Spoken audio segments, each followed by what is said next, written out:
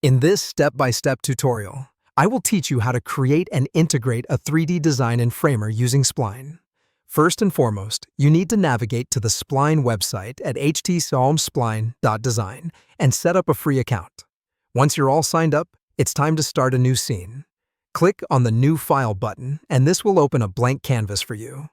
The good news is that the Spline interface is quite similar to Framer or Figma, which makes it very user-friendly if you are already familiar with any of these platforms. Now, let's go ahead and create your 3D design. You can add various objects such as spheres, cubes, or text using the top toolbar.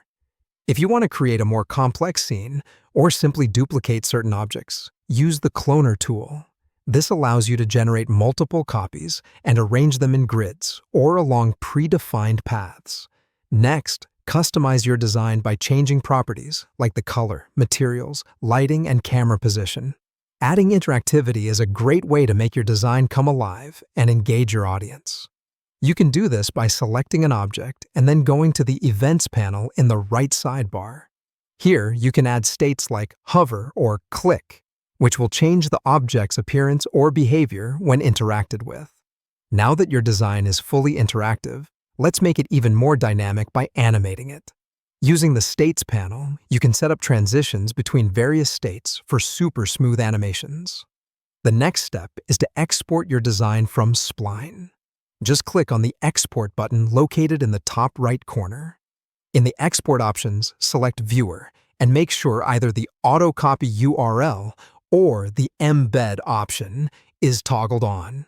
Following these steps, Spline will automatically generate an embeddable link or HTML snippet for you to copy. Now that you have your 3D design exported, it's time to embed it within your Framer project. Open up your Framer canvas and select the project where you want to add the 3D design. Next, insert an embed component through the Insert menu, or by pressing the I key on your keyboard. Once in the Insert menu, find the Utility section and drag the embed component onto your canvas. Now, paste the Spline code into your embed component within your Framer project. To do this, select the embed component on your canvas. Then, in the Properties panel on the right, check that the type is set to URL and simply paste the link you previously copied from Spline into the URL field. Lastly, position and style your new embed component accordingly.